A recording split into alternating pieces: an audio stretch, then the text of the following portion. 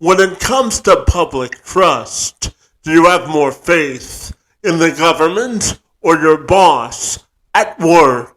Well, according to CBS News and the latest Edelman Trust Barometer, it found that more and more Americans are trusting their bosses at work rather than their elected officials in government to guide them through these troubling times to brighter days of prosperity. According to the Edelman Trust Barometer update, 61% of people surveyed trusted their businesses significantly higher than they trusted their governments or the media. Trust in the government worldwide dipped to 53% after seeing an 11% surge thanks to government leadership after the coronavirus outbreak.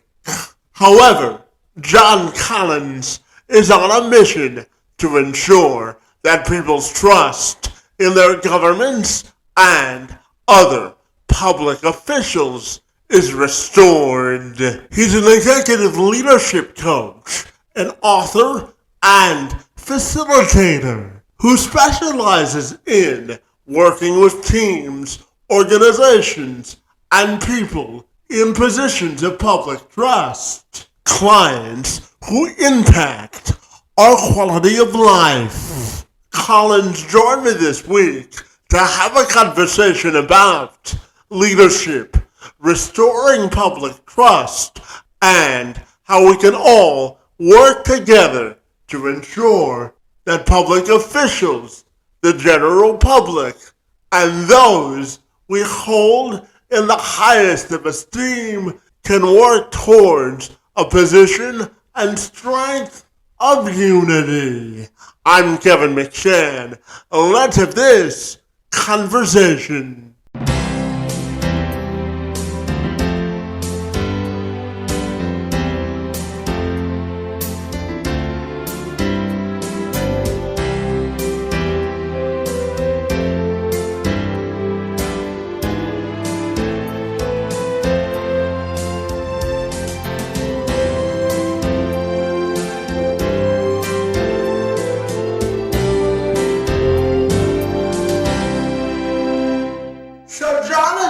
I'll take a moment to welcome you to the program, and I'm super excited to talk to you about executive leadership and all of the other great things you've got going on, Buzz. So great to see you this morning, and thank you so very much for being here.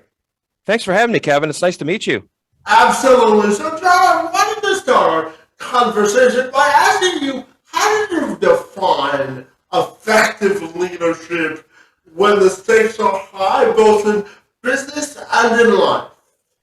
So leadership when the stakes are high, I think requires something in particular, Kevin, and that is that you don't use your power or your authority to make yourself feel good about yourself. You really have to be focused on what it is that you're trying to accomplish and what your mission is and the people that you're trying to protect. Because if you work in a high stakes environment, you're doing that because people are counting on you.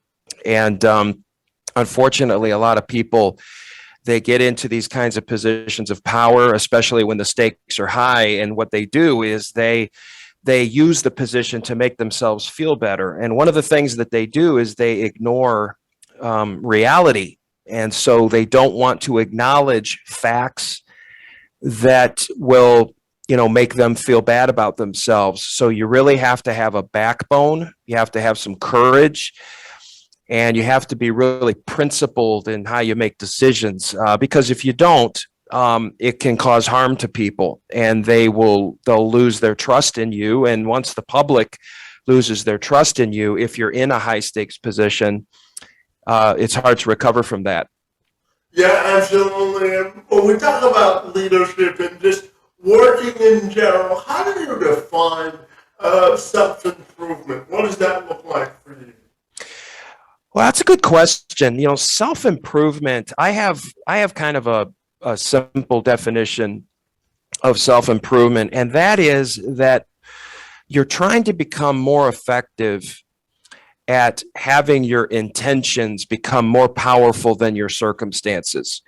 So when people feel like they need to improve themselves, one of the reasons is because they feel like that they're just reacting to circumstances. They sort of feel like victims in their own lives. And so that causes them to want to improve themselves. And so even in my coaching sessions, when I'm working with people or I'm working with teams, I try to really emphasize the importance of being intentional and making decisions so that your intentions are more powerful than the circumstances that you're in. And so that requires you to have intentions, and some people don't. That's more difficult things I've had to confront as a coach, is that some clients really struggle to think about what it is that they intend to do because they're so used to reacting to everything. Well, eventually, if you're just reacting to everything, you're going to run out of gas and you're going to have to kind of regroup. So to me, self-improvement is about becoming clear on what your intentions are. And that's the start. Yeah, absolutely. And I also know that you work, as you said, with people, teams, and organizations within positions of public trust, and you emphasize things like public safety and making sure that the quality of life is up to a high standard in an occupational setting. So tell me about all the great work that you do. I'm curious. Well, so most of my clients are in public safety. I have a lot of clients in forensic science, which is the profession that I was in before I became an executive coach. And so I work with a lot of people in law enforcement. And I'll tell you that that one of the things that I have to remind people, and I say this a little bit tongue in cheek, but is sometimes you can't listen to your in-house attorneys. You can't listen to your legal counsel because their job is to help you win in litigation. But a lot of times what your in-house legal counsel tells you to do won't necessarily earn and maintain the trust of the public. So that's where the being principled comes in, and having a backbone. But there's four things that people really have to focus on, and this came from some really extensive research that was done by Gallup. Is you have to build trust, show compassion, provide stability, and create hope. And if you can do those four things, if you can build trust with the public and build trust within your own team, if you can be compassionate and show compassion to people and help people feel a sense of stability in their lives or in the organizations in which they're working in, and feeling hopeful about the future, you've basically checked the four major boxes that you need to be able to call yourself an effective leader in a high stakes situation or in a position where you're trying to earn the trust of the public. And it's actually a pretty simple recipe, but sometimes people overcomplicate it in their own minds, and they don't do a good job with it. And as a result, they lose the trust of their own teams, and they might even lose the trust of the public. Yeah, absolutely. Just as a follow-up, John, I'm wondering your thoughts on developing confidence in yourself in order to lead from a position of strength. How do you think that looks? Well, it's interesting with regards to confidence is a funny thing. And developing trust in yourself is kind of a funny thing. When people have confidence in themselves or they trust themselves, the reason that they do is not so much that they trust themselves or they have confidence in themselves. It's because they have confidence in their habits. And so if you're not confident in yourself, it's because you're not confident in your habits and your natural urges. So people that want to have more confidence, and a lot of people that seek out the help of a coach feel this way, that when people want more confidence or they want to to trust themselves more, they have to ask themselves, what are my habits? What are my good habits? What are my negative habits? What are my urges? And we want to get to a point where they have habits that they trust, because if you don't trust yourself, it's not that you don't trust yourself, it's that you don't trust your habits. So you got to focus on habits. Yeah, absolutely. And John, I'm wondering your thoughts on your former life as a forensic scientist, buddy, and how did that influences the work that you do now? Well, I tell you what, it had a lot to do with the work that I do now, because I worked in a career that was very high stakes. In some cases, they were life and death situations, and I had to make decisions, and my team had to make decisions that directly affected people's lives. And so when you feel that pressure and that sense of responsibility over a long period of time, it really causes you to think really carefully about what your own motives are and how you make decisions, and what your habits are. And so, yeah, my forensic career had a lot to do with what I do now. And so I find that I'm really effective at helping clients that are in high stakes, high pressure situations navigate those situations better by really doing the four things that I talked about earlier about, building trust, showing compassion, creating hope, providing stability, because it's when the stakes are high that you need those things the most. And I learned all of that from my career in forensic science, and then certainly from the many clients that I've worked with. I learned from them too. And I know when you were a forensic scientist, but you worked for the state of Michigan. So tell me about what you learned about yourself by working in state government and how that influenced the person you are today. So, with regards to the working for state government, there's a couple things that you learn about leadership and what you learn about teams and organizational life. And that is that government is very bureaucratic, and government has a lot of different layers of bureaucracy, and you have to have a stomach for that. And it can be very difficult. You have to be incredibly patient. But I think the thing that I remember most is that in government, especially, I think this is especially true in federal and state government, is that it's hard to establish a strategic vision, a long-term strategic vision, and stick with it, because you get a new elected official that comes in that gets voted in frequently, and when that new, governor or senator or president comes in, they have their own vision and everything changes. And it's really hard for government agencies to do long-term planning, which would be in their best interest. And by the way, it would be in the best interest of the public in many situations.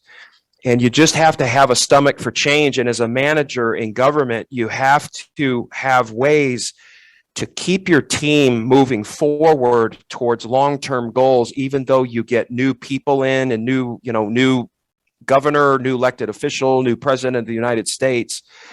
That's one of the hard things of working in government is not being able to stick to a plan for very long. And that's that's something that I learned very early on, and you have to learn how to deal with that. Yeah, absolutely. And John, I'm going to share just a little bit about myself. Buddy, I was born with what's called spastic quadriplegia of cerebral palsy. Outside of hosting this broadcast, I work with businesses and organizations to make sure that individuals with disabilities have an equal shot at gainful employment. So when we look at diversity, equity, and inclusion for folks with disabilities, I'm curious how you would define progress in that area. So I have a son with autism and epilepsy, and so I take that very seriously. And I think that there's a couple things that you have to do. There's two issues in that regard. And by the way, thank you for the work that you do. I really appreciate it. And you're helping a lot of people. But what you have to do is two things. First of all, you have to get people comfortable with people with disabilities. And because one of the things that I realized, and having gone, for example, to a lot of Special Olympics events over the years with my son and so forth, is that individuals with disabilities are just like everybody else. And as you get to know them and you get used to them, you actually forget that they have disabilities. And so helping teams and organizations understand that will allow them to welcome individuals with a lot of different kinds of backgrounds and disabilities. And then the other thing is obviously providing training and opportunity for individuals, like my son, for example, so that, he can have some skills to get jobs later on. And so our school systems have to support that. So my son is lucky here in Michigan. He goes to school until he's 26. He's 23 right now.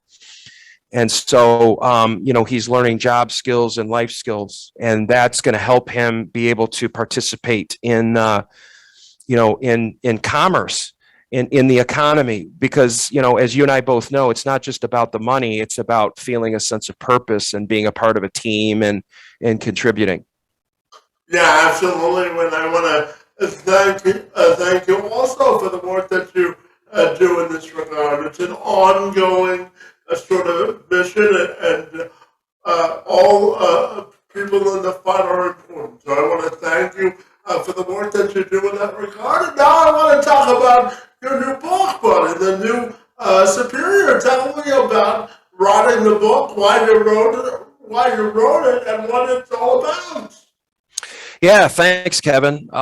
So I just published a book called The New Superior: A Better Way to Be the One in Charge. And what it's about is leadership, and it's about what it means to be a superior in the modern era as compared to 100 years ago, or even more recent than that.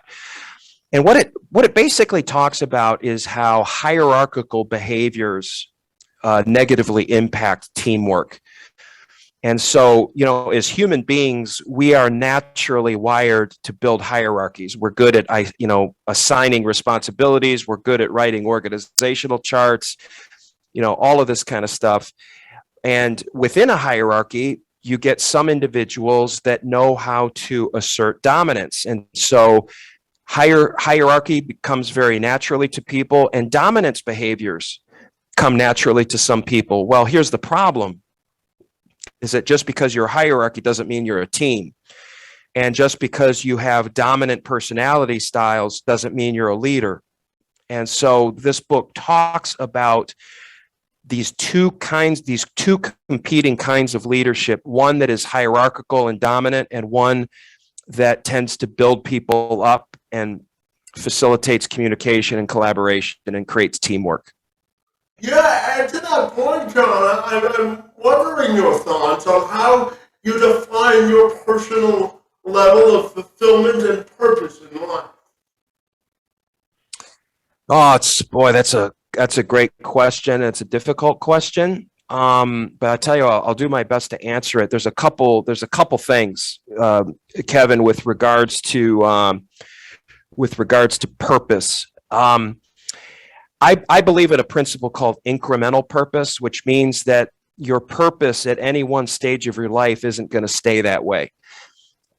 This idea that you have one purpose for your life and you stick with it through your entire life is a myth. It doesn't exist, and people that are trying to look for that one purpose are going to find themselves spending a lot of time frustrated and feeling lost. The question that people want to ask themselves is, what's my purpose right now in this stage of my life?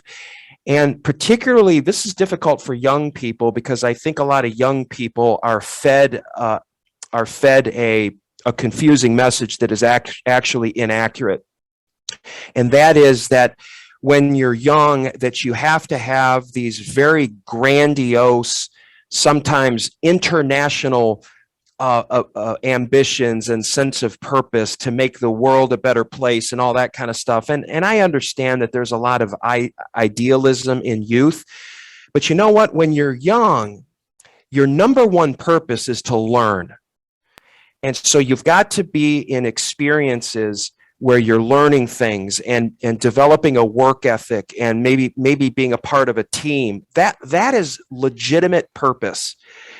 And so this is something that I try to remind young people of. So, all of us want to feel relevant in our lives, but the thing that makes me relevant, like for me, for example, right now at the age of 52 is different than what it was when I was 40 or when I was in my 30s or in my 20s. And it's different from what it's going to be when I'm in my 60s or 70s. So people have to recognize that your sense of purpose is incremental. It changes with time, and you got to ask yourself, what's my purpose right now? What's the best use of my time and energy right now? Because it's probably going to change. Yeah, absolutely. And, just going back to your time as a forensic scientist, I know one of the highlights of your career happened in 1996. So I'm wondering if you can tell me all about it. Back in 1996, I was working as a forensic scientist in Atlanta, and we had the Olympic Games that were coming to Atlanta, and I think a lot of people that were around back then remember that. And there was a bomb that exploded at a park in downtown Atlanta that was created for the Olympics, and I was a part of that investigation. And it was a very challenging time. It was a very high stakes life and death situation because we didn't know if there was going to be another bomb during the Olympics. We didn't know if there was going to be another bomb after the Olympics. We didn't know how many people were going to die. And so we felt a lot of pressure to solve the case. It took us a long time. And there were other bombs after the Olympics. So I was responsible. My responsibility in the investigation was to analyze the nails that the bomber packed into the bomb, which created shrapnel, which made the bomb more lethal. And so I did a lot of work over a couple of years during that investigation before we identified the perpetrator, and he was eventually arrested, but it took quite some time to find him.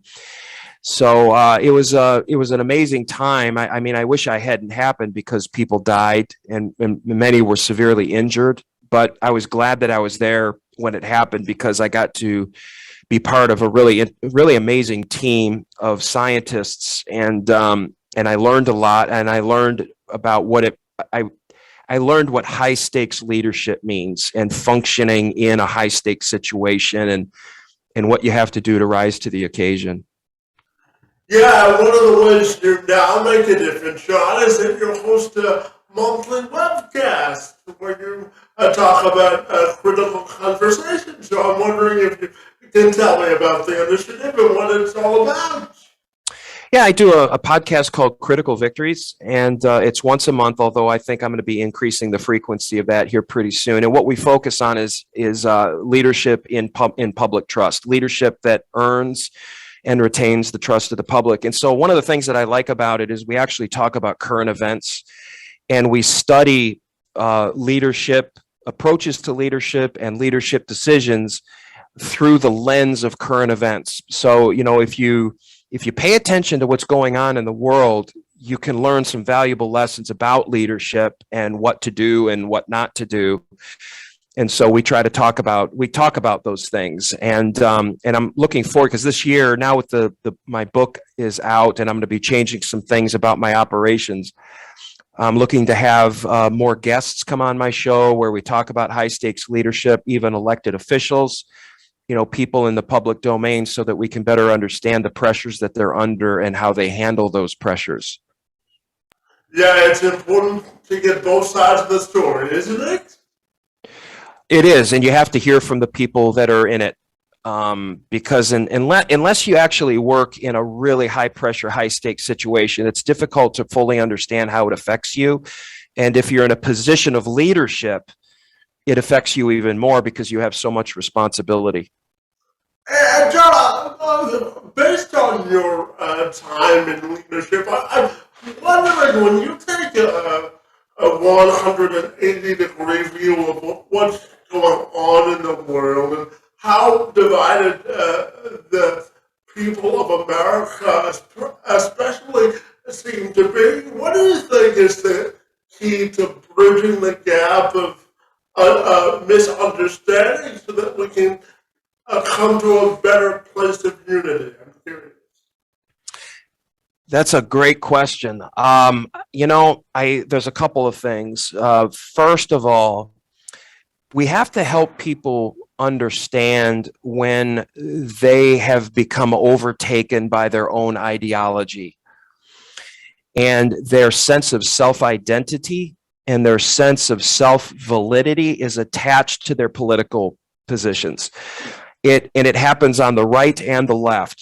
In fact, I talked about this on one of my episodes, that there's a moment in time that people reach when they hit what I like to call the event horizon, which means that it's almost like falling off of a cliff. They're walking closer and closer to a slope and they fall off the cliff and they can't get back. And there's a lot of people in their political ideology and their political opinions that get dangerously close to that event horizon, where if they go too far, they're going to get themselves so entrenched that they can't come out of it. They can't sit down with somebody with an opposing viewpoint and just understand it. So I believe, Kevin, I actually think that some of what we're seeing in our political discourse today in the United States actually has its roots in some mental and emotional illness, which is a whole other subject, that I think people have become too attached and have their sense of self-worth too attached to their political positions,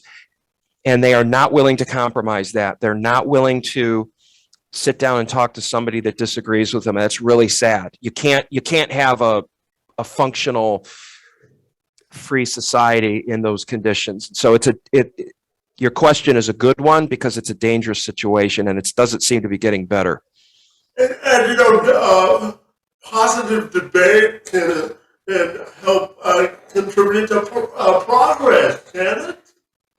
Oh yeah, I mean, absolutely. In fact, you need that. But here's the problem, and that is that, and this is gets into your own expertise a little bit, is that the problem is that a good fight makes the news, and therein lies the problem, is that the press too often is fueling these fights.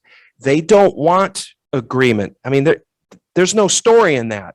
There's no front page story or headline news story that, oh, two people agreed today, right? They want the fight. And so we've got a really serious problem in that we need news. We need to know what's going on in the world, but we have to stop allowing the press to divide us. And I really believe they are. I think the press has to reinvent itself because it is fueling a lot of the conditions that we are seeing, and it becomes a self-amplifying problem. Yeah, absolutely. And so I know that you have spent some time here on my side of the border in Canada. Canada has a special place in your heart. So I'm wondering if you can tell me about it. I tell you, I love Canada. I love coming to Canada. I love, especially, most of my time in Canada has been in Ontario and Quebec, particularly up north in Kingston, what they call cottage country, part of the Canadian Shield, where you have the outcroppings of prehistoric rock and the beautiful lakes, and I enjoy the Canadian people as well. I don't know. It's funny. Just there was something when I was growing up as a kid, there was something special about crossing the border into Windsor, coming into Canada. It felt like it felt like I was coming into heaven. I really did, and I still feel that way. And I don't really know why. I just love being there. I've got a lot of friends in Canada. I love the geography. And I love Canada's history too. So it's a great place, and I love going there whenever I can. Well, you could add me to your new list of Canadian friends. How about that? Absolutely, I'm grateful for that, Kevin. Thank you. Absolutely. And John, my final question for you this morning has to do with your own individual and personal legacy and how you want that to defined? And then secondly, I'm wondering, because, John, I'm very big at the importance of celebrating life. So I'm wondering, how do you celebrate your wins in life? So, yeah, that great questions. First of all, with regards to legacy, I don't, I certainly understand why people care about legacy. I'm a little bit different in that regard, that I don't care too much about legacy. What's important to me, like I don't particularly worry about being remembered when I'm gone. And I know a lot of people worry about that and think about that. I don't. I kind of feel like, it's important to me to feel like I'm making a difference in the world using my talents to make the world a better place in a small way, in my own way. That's what matters to me. That's what makes me feel happy. So I don't think too much about legacy or how I want to be remembered. And as far as celebrating life, it's really important to pause. It's hard to do nowadays. People are so busy, but in order to celebrate life, you've got to pause and reflect on what you're grateful for. And that takes a little bit of discipline, so you have to remind yourself, if you did a good job, tell yourself, hey, that was a good job, or this was a great moment. That, like after I get off the call with you, I'm going to pause and think, what, that conversation with Kevin McShann, that was a great conversation. That was something to celebrate. But you have to be conscious of it, and you have to be conscious of what you're grateful for. And if you really want to live the best life that you can, you have to do that a lot. And I think and that goes back to habits. You have to get into the habit of doing it. And when you get into the habit of doing it, it's going to happen on its own. You don't have to think about it. Yeah, absolutely. And finally, John, if people want to get connected with your money, what's the best and most efficient way they can do that? Just come to my website, which is criticalvictories.com. And I've got all my information there, or you can go to thenewsuperior.com, which is the title of my book. But criticalvictories.com is my main website. I'm really active on LinkedIn as well. But if you want to learn about what I do, or anybody wants to reach out to me, you can get a hold of me through my website. Fabulous, John. Well, I certainly enjoyed an opportunity to engage in conversation with you about executive leadership and so much more, buddy. Your work in the space, and Tom, on my behalf, is most appreciated this morning, and I want to thank you for being here. It's great to meet you, Kevin. Thank you so much. Good luck to you.